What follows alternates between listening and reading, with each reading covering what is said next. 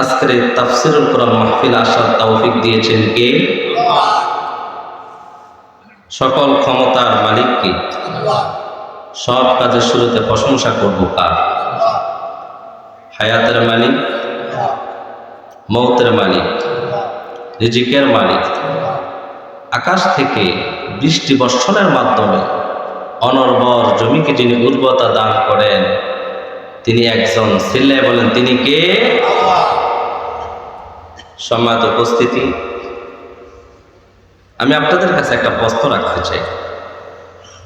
সকলে একসাথে বলেন তো দেখি, এই পৃথিবীর মাঝে সবচাইতে শ্রেষ্ঠ জাতি কারা?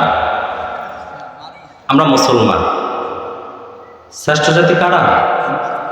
আবার বলেন, এই পৃথিবীর মাঝে সবচাইতে শ্রেষ্ঠ জাতি, সম্মানিত জাতি কারা? মুসলমান।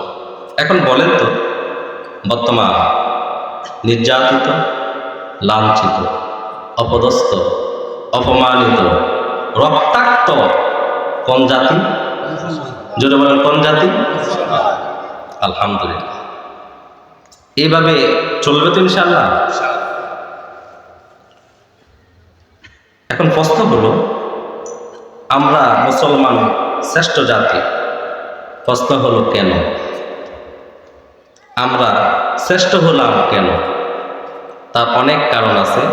তার মাঝে উল্লেখযোগ্য দুইটি কারণ হলো, শ্রেষ্ঠ একটা মহাগ্রন্থ আল কোরআন আমাদের মাঝে আছে বিধায় আমরা শ্রেষ্ঠ জাতি।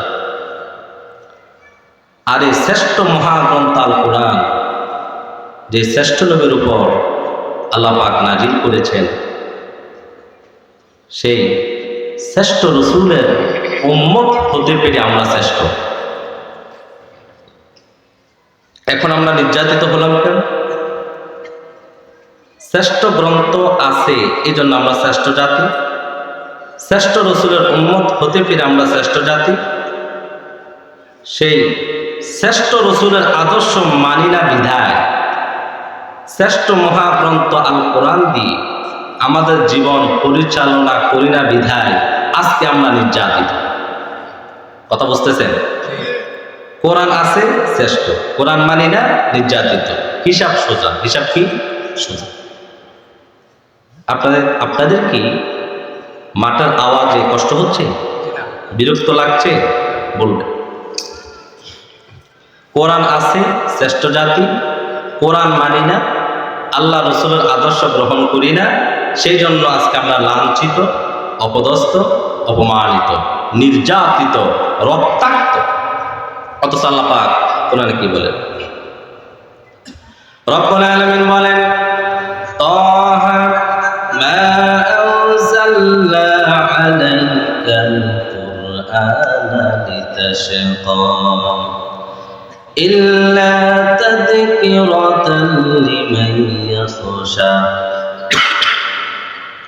তানযীলাম মিম্মান খালাকাল আরদা ওয়াস-সামাওয়াতিল উলা। জোরে বলি আল্লাহু আকবার। তাহা মা আনজালনা আলাইকাল কুরআন, মুহাম্মদ সাল্লাল্লাহু আলাইহি ওয়াসাল্লাম, আমি আপনার উপর এমন কোন কোরআন নাজিল করি নাই, আমি আপনার উপর এমন কোন কোরআন নাজিল করি নাই যে কোরআনের কারণে আপনি হতভাগ্য হবেন, দুর্ভাগ্য হবেন, লাঞ্ছিত হবেন। বরং আমি এমন কিতাব নাজিল করেছি, বরং আমি এমন কোরআন নাজিল করেছি, এই কোরআন দিয়ে যদি ব্যক্তি জীবন, পারিবারিক জীবন, সামাজিক ক্ষেত্রে, রাষ্ট্রীয় অঙ্গনে, লেনদেন, চাকরি বাকরি, ব্যবসা বাণিজ্য, জীবনের প্রত্যেকটা ক্ষেত্রে যদি এই কোরআনের আইন যদি বাস্তবায়িত করতে পারেন, তাহলে আমাদেরকে যিনি উন্নতির শিখরে পৌঁছাই দেবেন তিনি কে? আল্লাহ পাক বলছেন, হাবিব এমন কোরআন দেই নাই যে কোরআনের কারণে আপনি হতভাগ্য হবেন, দুর্ভাগ্য হবেন, আপনার উম্মত লাঞ্ছিত হবে, অপদস্থ হবে, এই কোরআন দেই নাই। বরং এমন কোরআন দিয়েছি যে কোরআনের আইন যদি ব্যক্তি জীবনে, পারিবারিক জীবনে, সামাজিক ক্ষেত্রে, রাষ্ট্রীয় অঙ্গনে, জীবনের প্রত্যেকটা মুহূর্তে বাস্তবায়িত করতে পারে, তাহলে আমাদেরকে শ্রেষ্ঠত্বের কাতারে পৌঁছাই দিবেন যিনি, তিনি কে? এই পৃথিবীর মাঝে প্রায় 200 কোটি মুসলমান আছে, আলহামদুলিল্লাহ বলেন। 200 কোটি মুসলমান থাকলে কি হবে?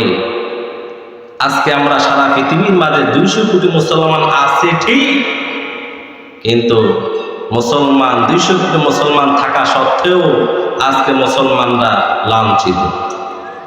আজকে মুসলমানদের পুণ্যভূমি ফিলিস্তিন যুগের পর যুগ ধরে রক্তাক্ত হচ্ছে। যে জমিনে লাখো নবী রাসূল আগমন করেছে, বাইতুল মুকাদ্দাস মুসলমানদের প্রথম কিবলা, 200 কোটি মুসলমান আছে, তারপরেও আজকে মুসলমানদের প্রথম কিবলা বাইতুল মুকাদ্দাস মুসলমানদের আয়ত্তে নেই। আজকে 200 কোটি মুসলমান আছি আমরা ঠিকই, তারপরেও গাজায় নিষ্পাপ আমার মুসলিম ভাইদেরকে, বোনদেরকে, কোলের শিশু দুধের বাচ্চাদেরকে মেরে তছনছ করে দিয়েছে। কিন্তু আমরা 200 কোটি মুসলমান আছি। এই যে 200 কোটি মুসলমান থাকা সত্ত্বেও আজকে আমাদের এই রক্তাক্ত, অপদস্থ, অপমানিত, তার একটা মাত্র কারণ, আমরা 200 কোটি মুসলমান আজকে এক হতে পারি না। যদি বলেন ঠিক কিনা? আমরা যদি এক হতে পারতাম, আমরা যদি এক প্ল্যাটফর্মে আসতে পারতাম, তাহলে রাম বাম নাস্তিকেরা, সেই পশ্চিমা লাল কুত্তারা আমরা মুসলমানদের উপর এইভাবে নির্যাতন করতে পারত না। আজকে আমরা দেখি সে কন্দল পড়ে, সে কনটুপি পড়ে, সে কনফিরের মুড়ি, টুপিকে লম্বা না খাটো। এই যে আমরা দ্বন্দ্ব করি, এই দ্বন্দ্ব করতে যাইয়া রাম বাম নাস্তিকেরা, কাফেরেরা মুসলমানদের ভিতরে ঢুকে মুসলমানদের মধ্যে ঝগড়া লাগিয়ে, যুদ্ধ বাঁধিয়ে মুসলমানরা আজকে রক্তাক্ত হচ্ছে। অথচ আমরা ছিলাম এক জাতি। জোরে বলে আমরা কয় জাতি? আমাদের আল্লাহ কয়জন? আওয়াজটা আসে না। আমাদের রব কয়জন? আমাদের রসুল কয়জন? আমাদের কিবলা কয়টা? তাহলে আমাদের মাঝে তো দ্বন্দ্ব কেন? আমরা কি এক হতে পারবো না? ইনশাআল্লাহ এক হতে পারবো না। আমাদের প্রভু এক, নবীর উম্মত, জীবন বিধানে ওই শিবানী কুরআন। তবু কেন এক নয় হে মুসলমান, এক হও করি আহ্বান। আমাদের প্রভু এক, নবীর উম্মত, জীবন বিধানে ওই শিবানী কুরআন। বাইতুল্লাহ এক, মদিনা শরীফ এক, উহুদ পাহাড় এক, বদরের মাঠ এক, একটা তো জীবন, মরণ তো একটাই, একে সাথে মিলে মিশে একটা ঈমান। তবু কেন এক নয় হে মুসলমান, এক হও করি আহ্বান। ছিলাম ঠিক কিনা আমার মুসলমান ভাইয়েরা? তাহলে আমরা এক হতে পারি নাই, সেই জন্য আজকে আমরা লাঞ্ছিত, অপদস্থ। অথচ কোরআন দিয়ে যদি আমরা মানি, তাহলে আমাদেরকে উন্নতির শিখরে যিনি পৌঁছাবেন তিনি কে? আমরা আজকে সে কোরআন থেকে কথা শুনব। রাজি আছেন সবাই? যেহেতু তাফসীর কোরআন মাহফিল, কোরআন থেকেই তো কথা বলতে হবে। কি বলেন? শুনবেন আপনারা? ধৈর্য লাগবে, মনোযোগ লাগবে। আমি ঠান্ডা প্রজাতের মানুষ, আস্তে আস্তে কথা বলবো। শুনতে রাজি আছেন? আজকে আমরা এই কোরআন থেকে আমাদের প্র্যাকটিশন নিব, কিভাবে সমাজ চালাবো, কিভাবে আমাদের জীবন গড়ব, কিভাবে রাষ্ট্র পরিচালনা করব। শুরুতেই যে কোরআন থেকে আমরা আমাদের জীবন গঠন করব, এই কোরআন সম্পর্কে আমাদেরকে জানতে হবে, কোরআনের পরিচয় জানতে হবে। আচ্ছা বলেন তো, আপনারা যারা ছেলে বিয়ে করান অথবা মেয়ে বিয়ে দেন, জেনে শুনে তারপরেও আত্মীয়তা করে নাকি, না এমনি আত্মীয়তা করে ফেলে? কথা বলে না, খোঁজ খবর নেওয়ার পরও আত্মীয়তা করে। যদিও এক সময় বংশ কি দেখা হতো, খানদান কি দেখা হতো, এখন বংশ দেখে না, এখন দেখে ছেলের মাসের ইনকাম কত, টাকা আছে, বাড়ি আছে, গাড়ি আছে। যদিও সে চোরের ছেলে হয় তারপর কোনো আপত্তি নাই। যারা মেয়ের বাবা আছেন, আজকে বাংলাদেশে অধিকাংশ মেয়েরা তাদের স্বামীর বাড়ির মধ্যে শান্তি দেন। তার কারণ একজন নেককার, একজন ফরেজগার, নামাজি বংশধর ছেলের হাতে তুলে দিতে পারে না। দিনের পর দিন মেয়েরা নির্যাতিত হচ্ছে। রাতের বেলায় চোখের পানি দিয়ে বালিশ ভিজিয়ে দিচ্ছে। অনেক মেয়েরা আছে কষ্টের কথা মাকেও বলতে পারে না, বাবাকেও বলতে পারে না, ভাইকেও বলতে পারে না। এই কষ্ট সহ্য করতে করতে এক পর্যায়ে আত্মহত্যার পথ বেছে নেয়। এরকম অসংখ্য নজির বাংলাদেশে আছে কি নাই? সেই জন্য দায়ী হলো মা এবং বাবা। সেই জন্য যারা গার্ডিয়ান আছে, দেখে শুনে বিয়ে করাবেন, দেখে শুনে বিয়ে দিবেন। রাজি আছেন না ইনশাআল্লাহ? তাহলে আমি বলতেছিলাম, আমরা আত্মীয়তা করলে জেনে শুনে তারপর আত্মীয়তা করব, পরিচয় জানি। আমরা যে কোরআন থেকে আমাদের জীবন গঠন করব, এই কোরআনের পরিচয় জানা দরকার আছে না? কেউ যদি কোরআনকে প্রশ্ন করে, কোরআন, আচ্ছা কোরআন তোমার নামটা কি, তোমার পরিচয় কি, তোমার বাড়ি কোথায়, তোমাকে কে নাজিল করলো, কার উপর নাজিল করলো, এরকম প্রশ্ন যদি কোরআনকে কেউ করে, বলেন তো কোরআন জবাব দিতে পারবে কি পারবে না? কোরআনকে কেউ যদি প্রশ্ন করে, কোরআন, ও কোরআন তোমার নাম কি, কে তোমার নাম, এই করে প্রশ্ন যদি কেউ কোরআনকে করে, কোরআন সঙ্গে সঙ্গে জবাব দিয়ে দেয়, ইন্নাহু লাকুরআনুন কারীম ফি কিতাবিন মাকনুন। জোরে বলি আল্লাহু আকবার। আল্লাহু আকবার। ইন্নাহু লাকুরআনুন কারীম, আমি হলাম সম্মানিত মহাগ্রন্থ আল কোরআন। সুবহানাল্লাহ বলে। আমি হলাম সম্মানিত মহাগ্রন্থ আল কোরআন। এখন যদি কেউ কোরআনকে প্রশ্ন করে, কোরআন বুঝতে পেরেছি তুমি সম্মানিত মহাগ্রন্থ আল কোরআন, এখন বলো কোরআন, এই পৃথিবীর মাঝে আসার আগে তুমি কোথায় ছিলা, তোমার বাড়ি কোথায়, তোমার ঠিকানা কোথায়? এই প্রশ্ন যদি কেউ কোরআনকে করে, সঙ্গে সঙ্গে কোরআন জবাব দিয়ে দেয়, বাল হুয়া কুরআনুম মাজিদুন ফি লাওহিন মাহফুজ। জোরে বলি আল্লাহু আকবার। আমি হলাম পুত পবিত্র সংরক্ষিত ফলকে লিপিবদ্ধ ছিলাম, আমার বাড়ি হলো লহে মাহফুজ। কোরআন বাড়ি কোথায়? লহে মাহফুজ। এখন যদি কেউ কোরআনকে প্রশ্ন করে, কোরআন বুঝতে পেরেছি তোমার বাড়ি লহে মাহফুজ, সেখান থেকে তো তুমি নিজে নিজে আসো নাই, কে তোমাকে নাজিল করেছে, কে তোমাকে পাঠিয়েছে, তুমি তো নিজে আসো নাই।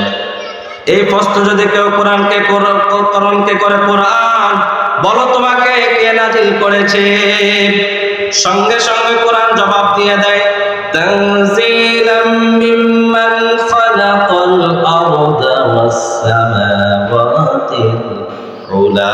জোরে বলি আল্লাহু আকবার। তানজিলাম মিম্মান খালাকাল আরদা ওয়াস সামাওয়াতিল উলা, আমাকে যিনি নাজিল করেছেন, যিনি ওই সুউচ্চ আকাশ আর এই পৃথিবী সৃষ্টি করেছেন, এই জমিন সৃষ্টি করেছেন, সে রব্বুল আলামিন আমাকে নাজিল করেছে, আমাকে আল্লাহ পাক নাজিল করেছে। এখন যদি কেউ কোরআনকে প্রশ্ন করে, কোরআন বুঝতে পেরেছি আল্লাহ রব্বুল আলামিন তোমাকে নাজিল করেছে, এখন বলো তোমাকে কার উপর নাজিল করেছে, কার উপর তোমাকে নাজিল করেছে, পাহাড়ের উপরে না দরিয়ায় না সমুদ্রে না সাগরে, কার উপর তোমাকে নাজিল করেছে বলো। এই প্রশ্ন যদি কেউ কোরআনকে করে, বলেন তো কোরআন জবাব দিতে পারবে কিনা? কোরআনকে যদি এই প্রশ্ন করে, কোরআন কার উপরে তোমাকে নাজিল করা হলো, সঙ্গে সঙ্গে কোরআন তার জবাব দিয়ে দেয়। কোরআন বলে তাবারাকাল্লাযী নাযালাল ফুরকানা আলা আবদিহি লিয়াকুনা লিল আলামিনা নাযীরা। জোরে বলি আল্লাহু আকবার। তাবারাকাল্লাযী নাযালাল ফুরকান, মহাবরকতপূর্ণ সে আল্লাহ যিনি তার বান্দার উপর ফুরকান নাজিল করেছেন। তার মানে হলো আল্লাহ রাব্বুল আলামিন রাসূলুল্লাহর প্রতি কোরআন নাজিল করেছেন। এখন যদি কেউ প্রশ্ন করে কোরআন দিয়ে বুঝতে পেরেছে আল্লাহ রাসূলের প্রতি তোমাকে নাজিল করা হলো, ও কোরআন এখন বলো কোন মাসে তুমি আগমন করেছো? 12 মাসে 1 বছর কোন মাসে তোমাকে নাজিল করা হলো? এই প্রশ্ন যদি কেউ কোরআনকে করে, কোরআন সঙ্গে সঙ্গে জবাব দিয়ে দেয়, শোনো কোন মাসে আমাকে নাজিল করা হলো? সঙ্গে সঙ্গে কোরআন বলেন শাহরু রমাদানাল্লাযী উনজিলা ফীহিল কুরআন হুদাল লিন-নাসি ওয়া বায়্যিনাতিন মিনাল হুদা ওয়াল ফুরকান। বলি আল্লাহু আকবার। শাহরু রমাদানাল্লাযী উনজিলা ফীহিল কুরআন, শোনো আমাকে যে মাসে নাজিল করা হয়েছে ওই মাসটির নাম হলো রমজান মাস, অর্থাৎ আমাকে রমজান মাস নাজিল করা হলো। এখন যদি কেউ কোরআনকে প্রশ্ন করে কোরআন বুঝতে পেরেছি রমজান মাসে তোমাকে নাজিল করা হলো, এখন বলো তোমাকে রাতে নাজিল করা হলো না দিনে নাজিল করা হলো? দিনে আগমন করেছো না রাতে আগমন করেছো? এই প্রশ্ন যদি কেউ কোরআনকে করে, কোরআন সঙ্গে সঙ্গে জবাব দিয়ে দেয় ইন্না আনজালনাহু ফী লাইলাতিল কদর। শোনো আমাকে যে রাতে নাজিল করা হলো ওই রাতটি হলো কদরের রজনী। সুবহানাল্লাহ। এখন যদি কেউ প্রশ্ন করে কোরআন যে রাতে তোমাকে নাজিল করা হলো, কদরের রজনীতে তুমি আগমন করেছো, কোরআন এখন বলো ওই রাতটার মর্যাদা কেমন, গুরুত্ব কেমন, তার সম্মান কেমন, তার মর্যাদা কেমন? এই প্রশ্ন যদি কেউ করে সঙ্গে সঙ্গে কোরআন জবাব দিয়ে দেয় শোনো যে রাত আমাকে নাজিল করা হলো ওই রাতের মর্যাদা শোনো। লাইলাতুল কদরি খায়রুম মিন আলফি শাহর, আমাকে যে রাতে নাজিল করা হলো ওই রাতটা 1000 মাসের চাইতে উত্তম। সুবহানাল্লাহ। আপনাদের কি খারাপ লাগতেছে? কোরআন তাফসীর চলবে? জোরে বলেন চলবে? আলহামদুলিল্লাহ। আপনারা এতগুলো মানুষ বসে আছেন, একটা তাকবীর হবে? নারে তাকবীর, নারে তাকবীর, নারে রিসালাত, নারে রিসালাত। যারা বাইরে আছে তারা থাকুক। আলহামদুলিল্লাহ। আপনারা যারা আল্লাহ যাদেরকে কবুল করেছেন তারা চলে এসেছেন। তাহলে কোরআন তাফসীর চলবে? ভালো লাগতেছে? এখন যদি কেউ কোরআনকে প্রশ্ন করে কোরআন বুঝতে পেরেছি তোমাকে বরকতপূর্ণ রজনীতে নাজিল করেছে, যে রাতের দাম 1000 মাসের চাইতে শ্রেষ্ঠ, এই মাসটা আমাদের সামনে। সুবহানাল্লাহ বলেন। রমজান মাস আমাদের সামনে না? আমাদের সামনে। আলহামদুলিল্লাহ। আমার ভাইয়েরা, এখন যদি কেউ প্রশ্ন করে কোরআন বুঝতে পারলাম, আচ্ছা তুমি কেন নাজিল হলো, তোমার উদ্দেশ্যটা কি, মিশনটা কি, লক্ষ্যটা কি? এই প্রশ্ন যদি কেউ কোরআনকে পড়ে, কোরআন সঙ্গে সঙ্গে জবাব দেয়। কোরআন সঙ্গে সঙ্গে জবাব দেয় লিতুখরিজান নাসা মিনাজ যুলুমাতি ইলান নূর। জোরে বলি আল্লাহু আকবার। লিতুখরিজান নাসা মিনাজ যুলুমাতি ইলান নূর। শোনো আমার উদ্দেশ্য কি, শোনো আমার মিশন কি, শোনো আমাকে কি জন্য নাজিল করেছেন। আমার উদ্দেশ্য হলো অন্ধকার থেকে মানুষদেরকে বের করে আলোর দিকে নিয়ে আসি। আমার উদ্দেশ্য হলো অন্ধকার থেকে মানুষদেরকে বের করে আলোর পথ দেখায়, সেই জন্য আল্লাহ পাক আমাকে নাজিল করেছে। আচ্ছা বলেন, কোরআন কি মানুষকে আলোর পথ দেখায় না? জোরে বলেন, আলোর পথ দেখায় না? আসতেছে সামনে ইনশাআল্লাহ আমি বলবো। এখন কোরআনকে যদি কেউ প্রশ্ন করে কোরআন বুঝতে পেরেছি অন্ধকার থেকে বের করে আলোর দিকে নিয়ে আসার জন্য তোমাকে নাজিল করেছে। এখন বলো কোরআন তোমাকে যদি আমরা মানি আমাদের কোনো লাভ আছে কিনা? আমরা লাভ খুঁজি না? কথা বলে লাভ খুঁজি না? আমরা যদি কোরআনকে মানি, কোরআন তুমি বলো কোনো লাভ আছে কিনা?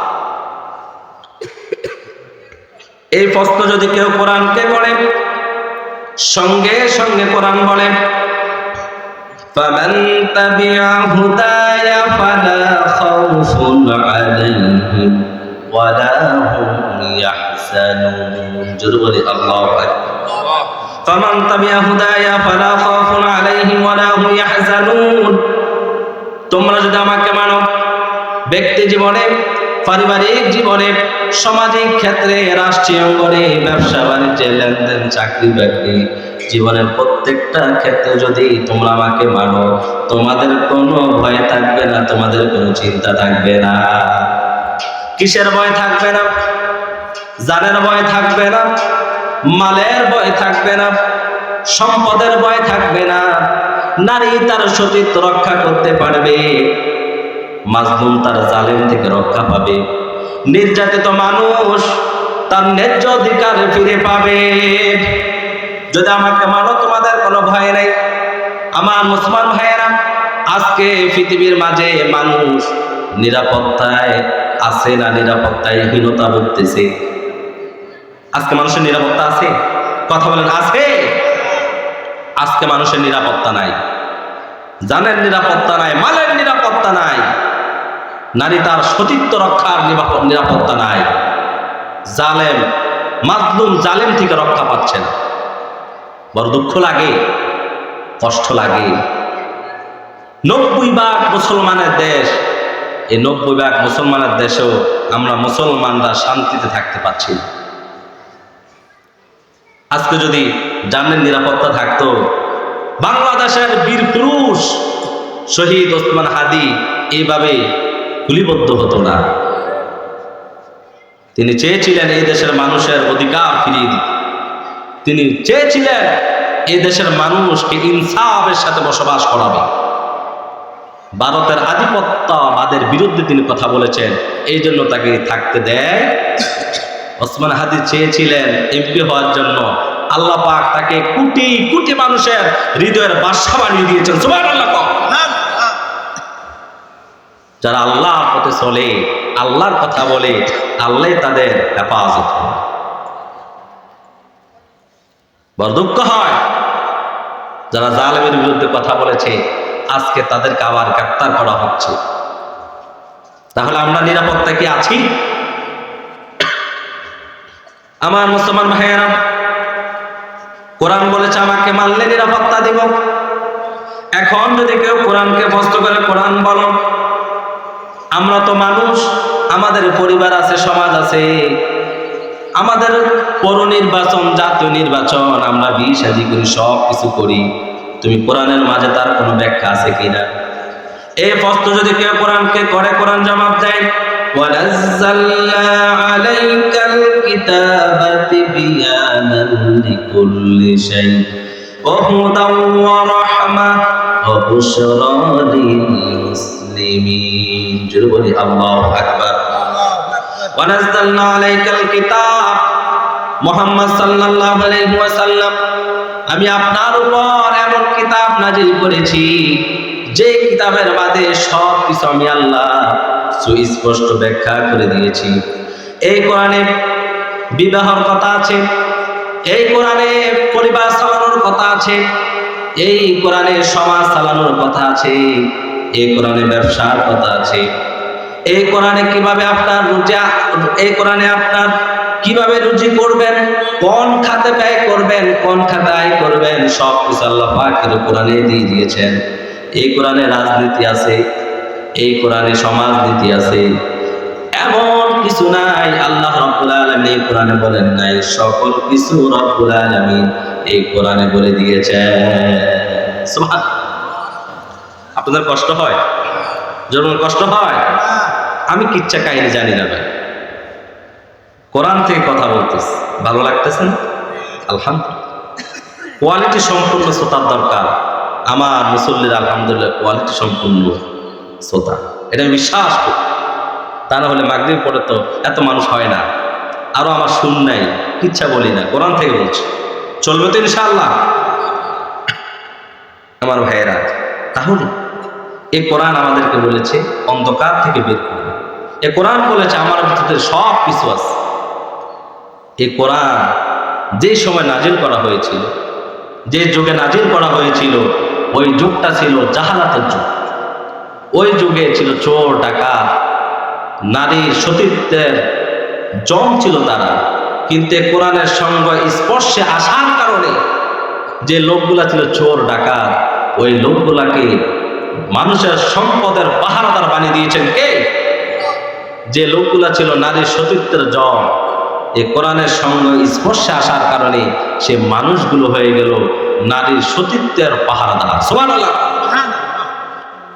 এই কোরআনে তো হযরত ওমর রাদিয়াল্লাহু তাআলা আনহুকে কোথায় থেকে কোথায় নিয়ে, কত বড় জাহেল হলে পড়ে, কত বড় খারাপ হলে পড়ে নবী হত্যা করতে আসতে পারে।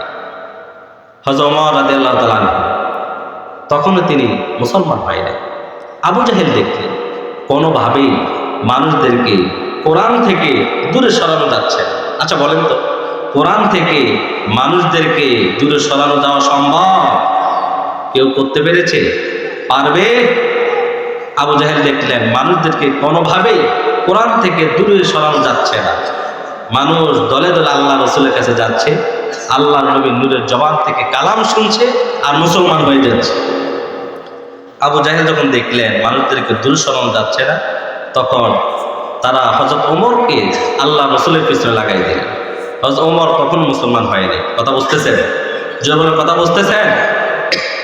হযরত ওমর তখনও মুসলমান না, কাফের। তারা হযরত ওমরকে লাগাই দিলেন।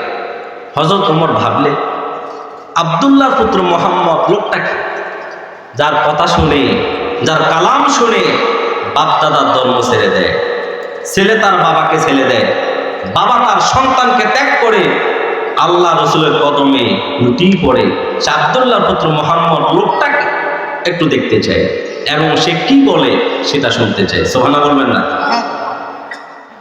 হযরত ওমর বুঝতেছে, আল্লাহ রসুলকে খুঁজতেছে, খুঁজতে খুঁজতে জানা গেল রাসূল সাল্লাল্লাহু আলাইহি সাল্লাম কাবার পাশে নামাজ পড়তেছে।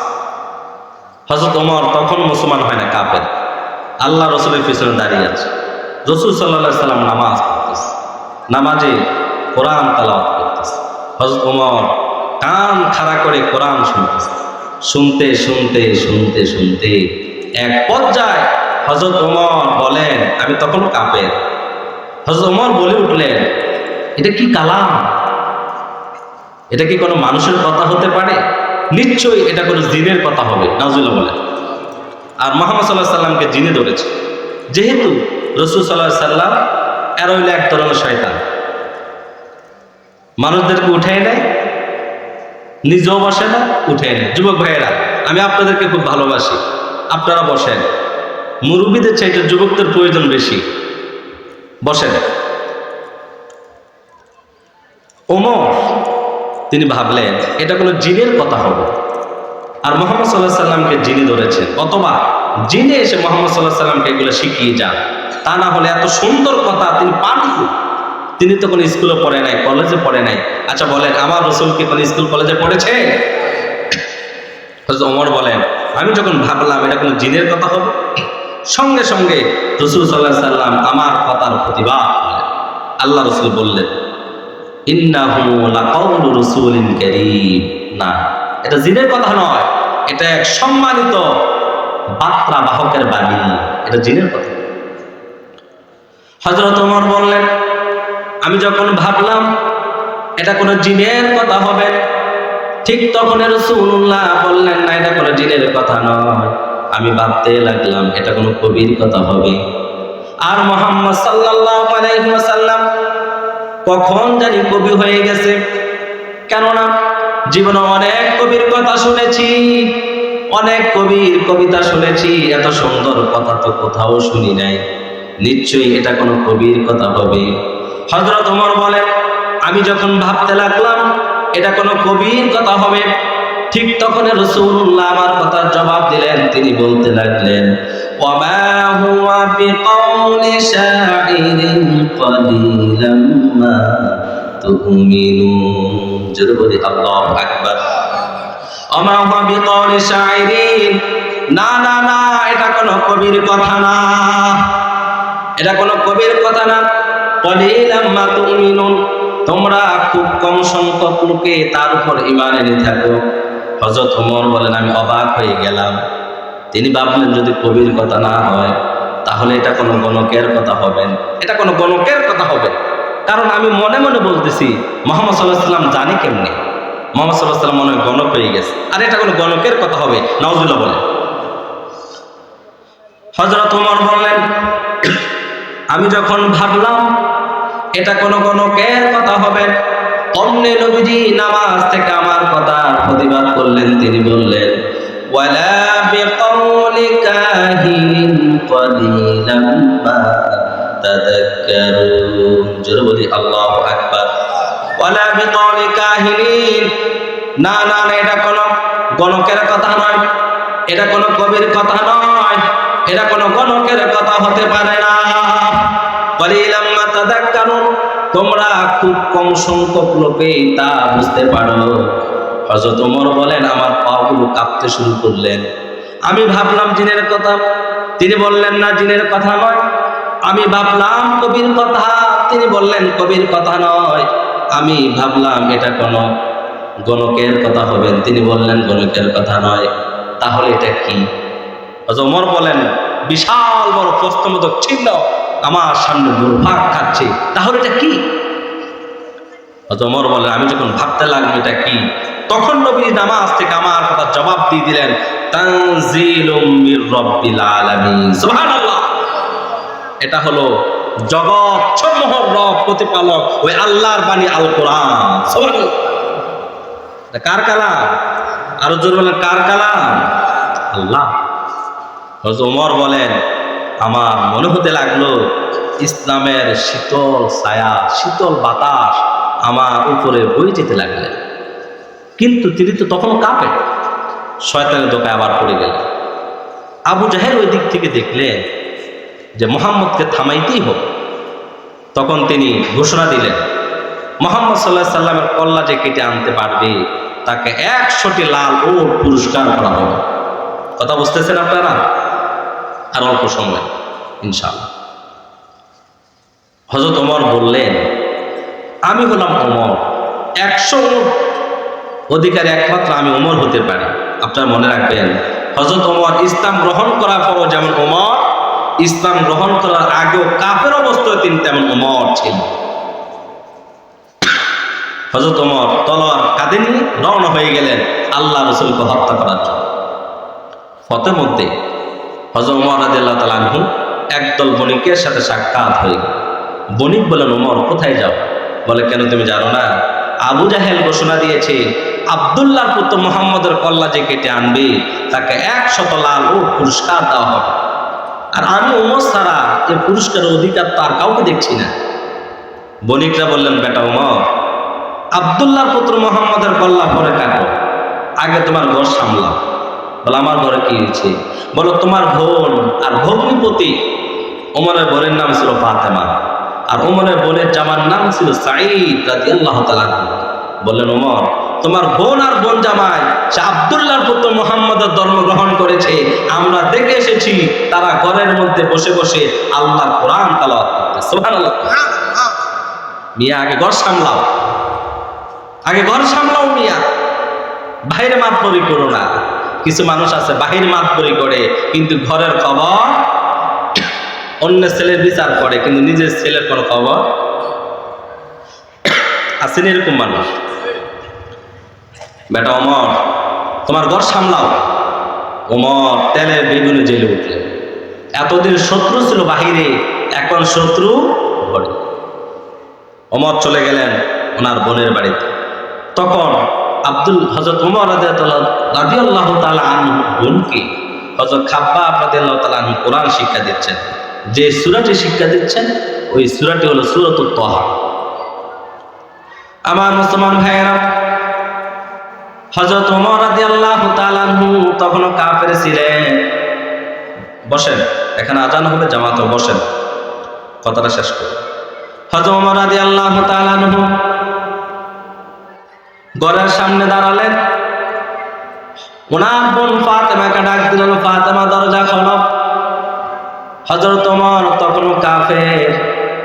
ওমর বললেন, ওমরের কণ্ঠর সুর শুনে হযরত খাব্বাব রাদিয়াল্লাহু তাআলা ঢুকাই গেলেন ভয়। খাব্বাব রাদিয়াল্লাহু তাআলা ঢুকাই গেলেন ভয়। ঘরের ভিতরে ঢুকলেন। ঢুকেই তার বোন আর বোন জামাকে মারতে শুরু করলেন। মারতে মারতে রক্তাক্ত হয়ে গেল। বোনের রক্ত দেখে হযরত ওমরের মনটা নরম করে দিয়েছেন কে? এখানে আরেকটা ঘটনা আছে, আমি বলবো। হযরত ওমর বললেন, ও বোন, ও কলিজার টুকরা বোন ফাতেমা, আব্দুল্লাহর পুত্র মুহাম্মদ কি জাদু তোদেরকে করেছে? কি এমন কালাম পড়ে যে কালাম শুনলে তোরা পাগল হয়ে যাস? আব্দুল্লাহর পুত্র মুহাম্মদ তোদেরকে কি এমন জাদু করেছে যার কারণে বাপদাদার ধর্ম ছেড়ে দিলে রে বোন? ও বোন, আব্দুল্লাহর পুত্র মুহাম্মদ কি এমন তেলাওয়াত করে যে তেলাওয়াত শুনে সে পাগল হয়ে যায়? আমাকে সে তেলাওয়াতটা একটু করতে দাও, সে কোরআনটা একটু দাও।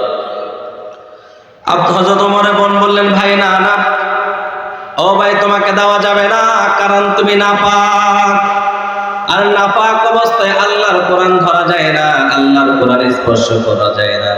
কেন? রব্বুল আলামিন বলেছেন, লা ইয়ামাসসুহু ইল্লাল মুতাহহারুন তানজিলুম মির রাব্বিল আলামিন। জোরে বলি আল্লাহু আকবার।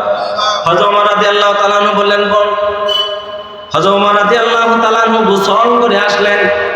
ওমর রাদিয়াল্লাহু তাআলা আনহু যখন গোসল করে আসলেন, চামড়ার মাঝে লিখিত যে কালামটা ছিল ওই কালামটা ওমরের হাতে দিলেন। হযরত ওমর ছিলেন আরবি মানুষ, জ্ঞানী মানুষ।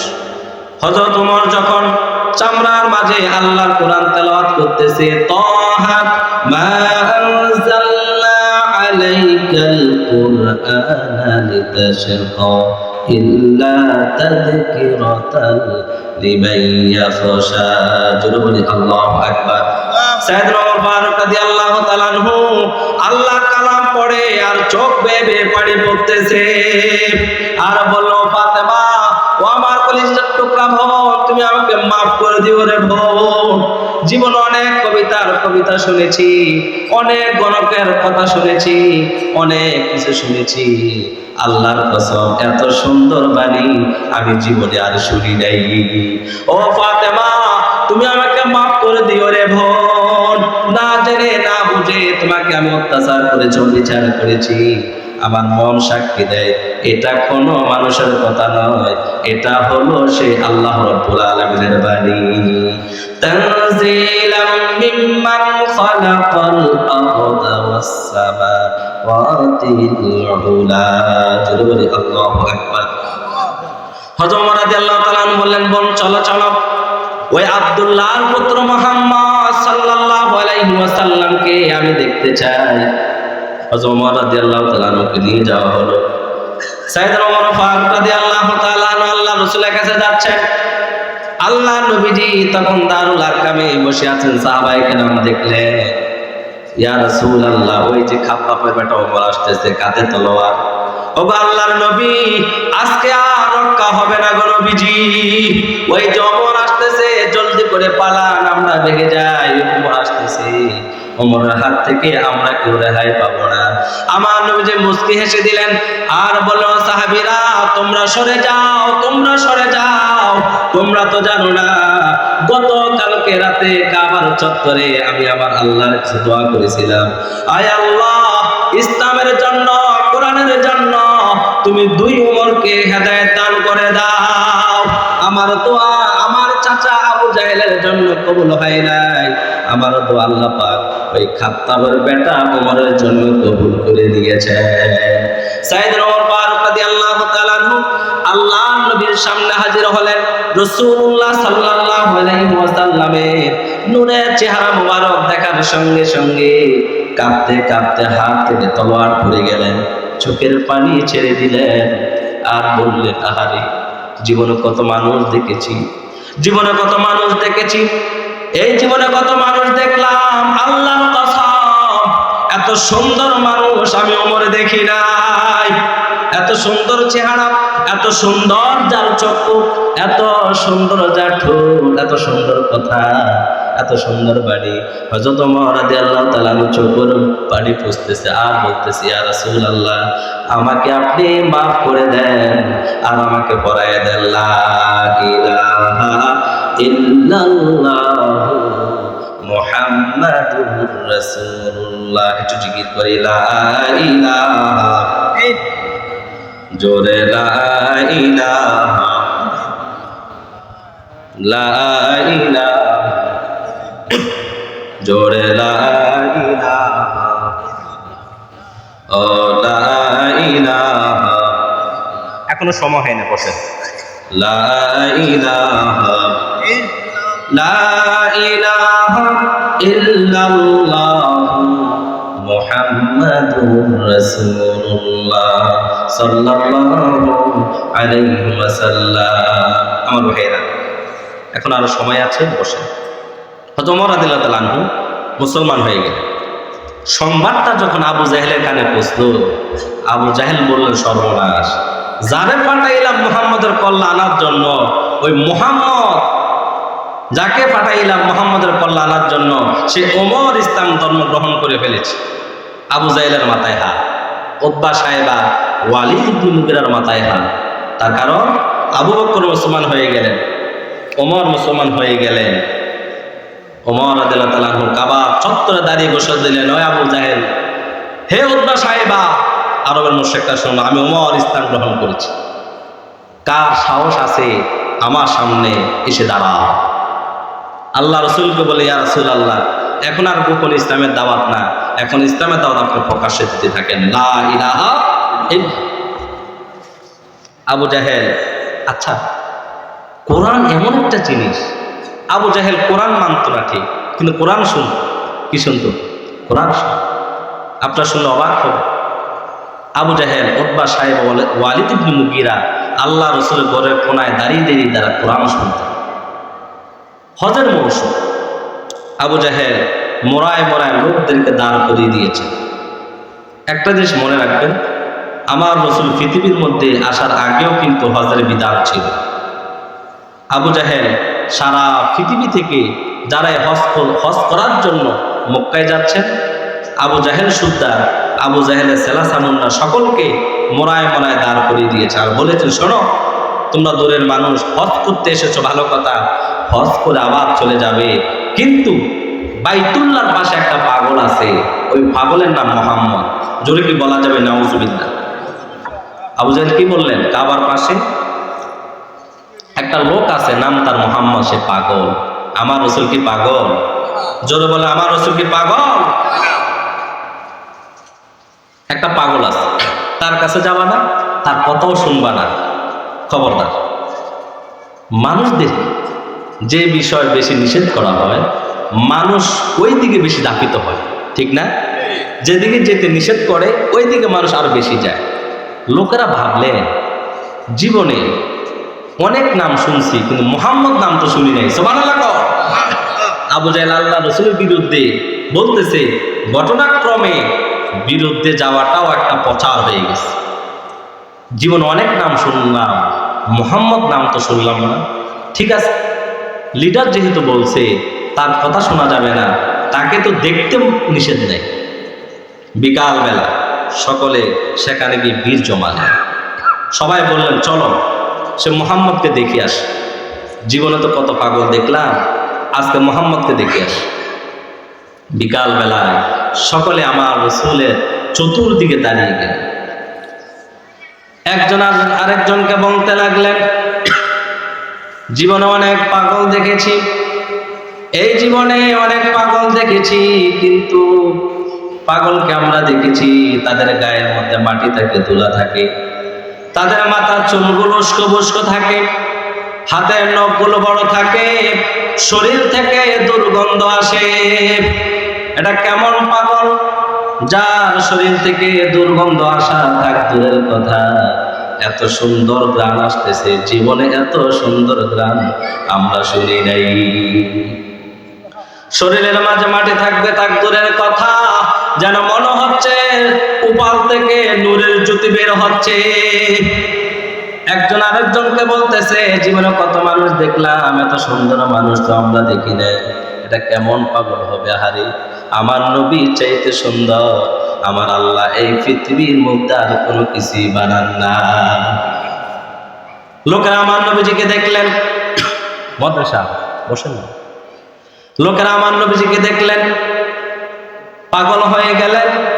এত সুন্দর মানুষ, এত সুন্দর যার চক্ষু, এত সুন্দর যার হাসি, এত সুন্দর যার ভুরু, এত সুন্দর যার কাশ, যেন মনে হচ্ছে নূরের জ্যোতি বের হচ্ছে।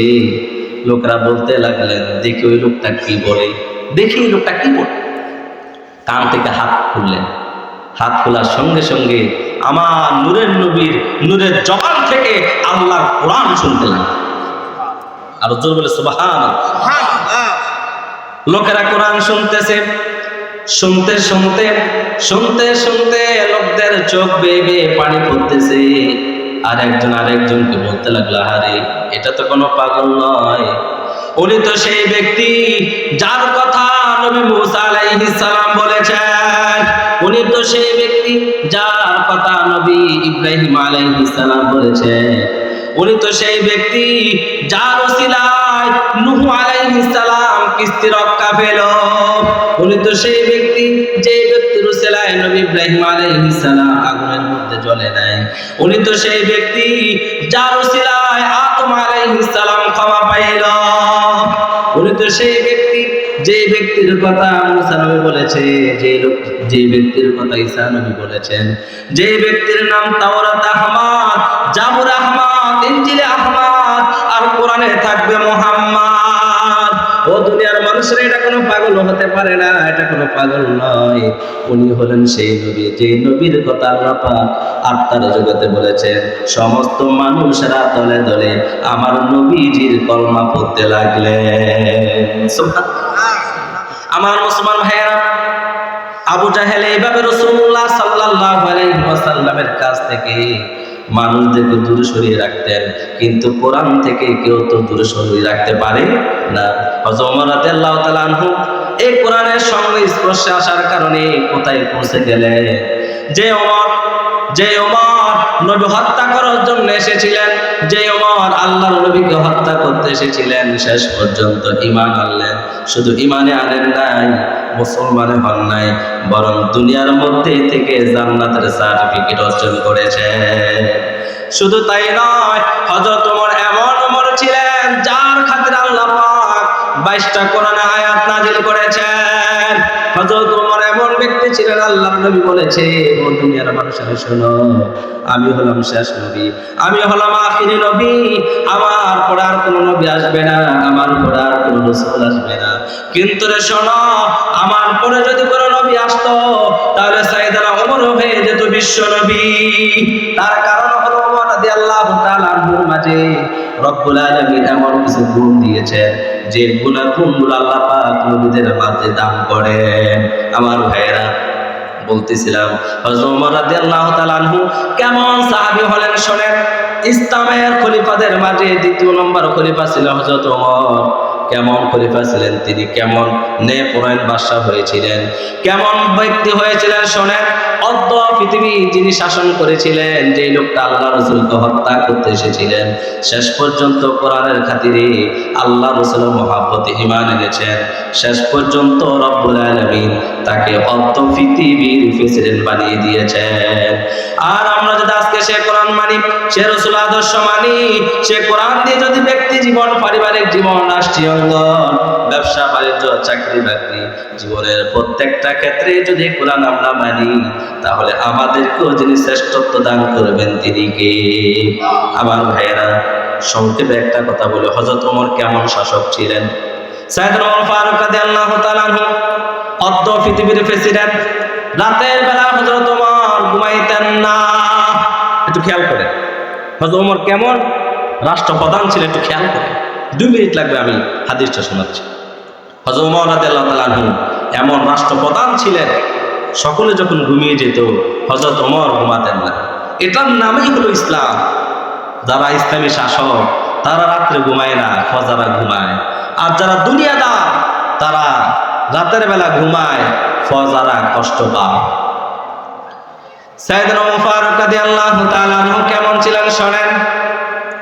অর্ধ পৃথিবীর বাদশা হযরত ওমর, রাত যখন গভীর হতো হযরত ওমর আর ঘুমাতেন না। তিনি গোপনে গোপনে বের হয়ে যেত হাতের মাঝে একটা চাবুক নিয়ে। রাতের বেলা ঘুরতেন আর দেখতেন ওই ওমর রাদিয়াল্লাহু তাআলা আনহু রাষ্ট্রের মানুষেরা কেমন আছে, কে অনাহারে ভুগতেছে, কে কষ্ট পাচ্ছে, কে কোন হালতে আছে। সাইয়েদনা ওমর ফারুক রাদিয়াল্লাহু তাআলা আনহু ঘুরে ঘুরে সেই দৃশ্যগুলো দেখতেন। ঠিক এমন একদিন সাইয়েদনা ওমর ফারুক রাদিয়াল্লাহু তাআলা আনহু ঘুরতে ঘুরতে অনেক দূরে সরে গেলেন। গভীর রাত দেখলেন পাহাড়ের পদদেশে একটা তাঁবুর ভিতরে মিটমিট করে আলো জ্বলে, একটা তাঁবুর ভিতরে মিটমিট করে আলো জ্বলতেছে। হযরত ওমর রাদিয়াল্লাহু তাআলা আনহু আস্তে আস্তে সে তাঁবুর কাছে চলে গেলেন। তাঁবুর ভিতরে নজর করে দেখে একজন মহিলা, তার 2-3 জন বাচ্চা কান্না করতেছে, আর মহিলা কি যেন রান্না করতেছে। সাইয়েদনা ওমর ফারুক রাদিয়াল্লাহু তাআলা আনহু নিজের পরিচয় দিলেন না। আমি কে সেটা বলেন নাই। ইসলামী শাসক যারা হয় তারা তাদের পরিচয় দেয় না। আর আমার দেশের যারা মন্ত্রী হয়, এমপি হোক দূরের কথা, যারা চেয়ারম্যান হয়, মেম্বার হয়, তাদের জ্বালা শুধু তাই নয়, তাদের সাথে যারা চলাফেরা করে ওই সমস্ত ফেতি নেতাদের জ্বালাও আমরা ঠিক থাকতে পারি না, ঠিক কিনা? সাইয়েদনা ওমর ফারুক রাদিয়াল্লাহু তাআলা আনহু পরিচয় গোপন করলেন আর বললেন, মা গভীর রাত হয়ে গেল, শুধু শুধু কেন বাচ্চাদেরকে তুমি কষ্ট দিচ্ছ? আগে আগে রান্না করলেই তো পারো। মহিলা বললেন, কে তুমি, কি তোমার পরিচয়? ওরে নিশিরাতের প্রতীক, আমি তো এই পৃথিবী ও নিশিরাতের প্রতীক। কি তোমার পরিচয়? তোমার পরিচয় জানি না, কিন্তু শোনো আমি মদিনার কেবল, আমার বাড়ি মদিনা থেকে অনেক দূরে। শুনেছিলাম ইসলামী রাষ্ট্রপ্রধান সাইয়েদনা ওমর ফারুক রাদিয়াল্লাহু তাআলা আনহু, ওনার কাছে এসেছিলাম রেশনের কার্ড নেওয়ার জন্য, ওনার কাছে এসেছিলাম রাষ্ট্রীয় ভাতা নেওয়ার জন্য। কিন্তু সাইয়েদনা ওমর ফারুক রাদিয়াল্লাহু তাআলা আনহুর কাছে এত ভিড়, অনেক কষ্ট করে হলেও আজকে 3 দিন হয়ে গেল ওনার সাথে দেখা করতে পারি নাই। আজকে 3 দিন হয়ে গেল আমাদের কাছে তেমন খাবার নাই। বাচ্চাদের পেটে প্রচন্ড ক্ষুধা, বাচ্চাদেরকে খাওয়াবো সে খাবার নাই। গভীর রাত হয়ে গেল, পাতিলের মাঝে আমি পাথর রেখে নিচে আগুন দিয়ে জ্বালাচ্ছি আর বাচ্চাদেরকে বুঝাচ্ছি রান্না হচ্ছে, একটু পরে রান্না হবে, রান্না হলে তোমরা খাবা। বাচ্চাদেরকে সান্ত্বনা দিচ্ছি, কিন্তু বাচ্চাদের পেটে এত ক্ষুধা, কিছুতে বাচ্চাদের চোখে ঘুম আসতেছে না। হযরত ওমর রাদিয়াল্লাহু তাআলা আনহু তিনি বলতেছেন, আমার মনে হতে লাগলো পায়ের নিচ থেকে মাটিগুলো সরে যাচ্ছে। সাইয়েদনা ওমর ফারুক রাদিয়াল্লাহু তাআলা আনহু বললেন, মা কিছু সময় অপেক্ষা করো, দেখো আমি তোমার জন্য কোনো কিছু করতে পারি কিনা। এই কথা বলে হযরত ওমর একটা দৌড় দিলেন, বাইতুল মালের কাছে আসলেন। বাইতুল মালের রক্ষক ছিল হযরত আসলাম। আসলামকে বললেন, আসলাম জলদি করে বস্তা নাও। বস্তার ভিতরে তরু তরকারি ঢুকানো হলো, চাউল ঢুকানো হলো। বস্তার মুখ বেঁধে বললেন, আসলাম রে জলদি করে বস্তা আমার কাঁধের মধ্যে উঠাইয়া দাও। হযরত আসলাম বললেন, আমিরুল মুমিনিন বস্তা বহন করার জন্য তো আমি আছি, আপনি অর্ধেক পৃথিবীর শাসক ওমর, আপনি আমাকে হুকুম করবেন না, বস্তা আমি নিয়ে যাব। হযরত ওমর বললেন, না রে আসলাম না, এমন দৃশ্য আমি দেখে এসেছি, এই বস্তা আমাকে বহন করতে দাও, তা না হলে কাল হাশরের ময়দানে আমি ওমর আসামির কাঠগড়ায় দাঁড়িয়ে যাব। আপনার মনোযোগ আছে? আরেক মিনিট। সাইয়েদনা ওমর ফারুক রাদিয়াল্লাহু তাআলা কেমন শাসক ছিলেন? আজকে আমরাও শাসক দেখি, আর ওমর রাদিয়াল্লাহু তাআলা শাসক ছিলেন। দুনিয়ার সমস্ত শাসকদের আইডল হলো হযরত ওমর। সাইয়েদনা ওমর ফারুক রাদিয়াল্লাহু তাআলা বস্তা কাঁধে নিয়ে দৌড় দিলেন। হযরত আসলাম বলে আমি পিছন পিছন দৌড়াচ্ছি। দেখলাম হযরত ওমর দৌড়াতে দৌড়াতে মরুভূমির প্রান্তরে চলে গেলেন। একটা তাঁবুর ভিতরে ঢুকলেন, মহিলাকে বললেন, মা জলদি করে তুমি রুটি বানাও। আমি তরকারির কাজে তোমাকে হেল্প করতেছি। ওরে মুসলমান, অদ্য পৃথিবীর প্রেসিডেন্ট তার প্রজার কাজে হেল্প করে, এমন রাষ্ট্রপ্রধান এই পৃথিবীর মধ্যে এখন পাওয়া যাবে নাকি? প্রজাদের জন্য গমের বস্তা, আটার বস্তা, তরু তরকারি নিয়ে যাক দূরের কথা, নিজের অ্যাকাউন্ট তো আগে ভরপুর করে, ঠিক কিনা বলেন? হযরত ওমর রাদিয়াল্লাহু তাআলা আনহু মহিলাকে বললেন, মা জলদি করে তুমি রুটি বানাও। কাজের মধ্যে হেল্প করতেছেন, অনেক রাত হয়ে গেল, রান্না হয়ে গেল, রুটি হয়ে গেল। হযরত ওমর ফারুক বললেন, মা তুমি রুটি খাও আর আমি বাচ্চাদেরকে রুটি খাইয়ে দিচ্ছি।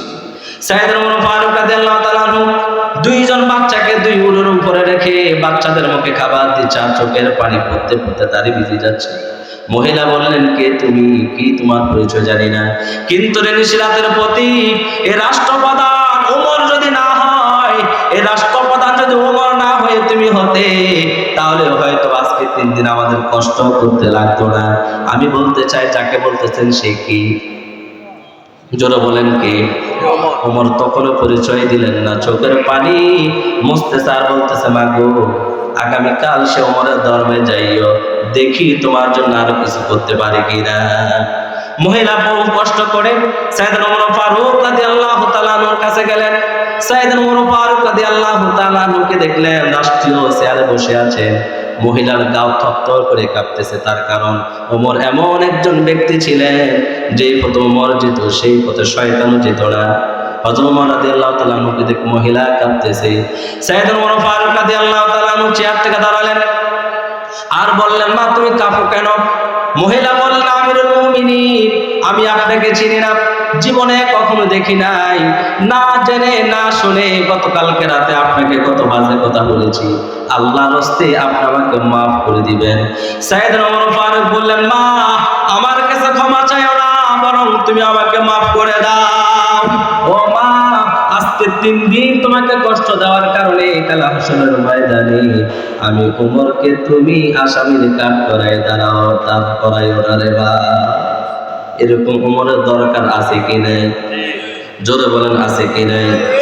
প্রভু তুমি বলেছ রাসূল দিবে না, বলনি দিবে না ওমর, বলনি দিবে না হামজাতারি, খালেদ ওলীদ বিজয়, ঠিক না বলে? দাও খোদা দাও আবায়া মা, ওমর দারাজ দিল, দাও খোদা দাও আবায়া মা, ওমর দারাজ দিল, দাও আলীর মতো বীর সেনানী, দাও আলীর মতো বীর সেনানী, জাগাতে নিখিল, দাও খোদা দাও আবায়া মা, ওমর দারাজ দিল, দাও খোদা দাও আবায়া মা, ওমর দারাজ দিল। সিলা বলে আমিন।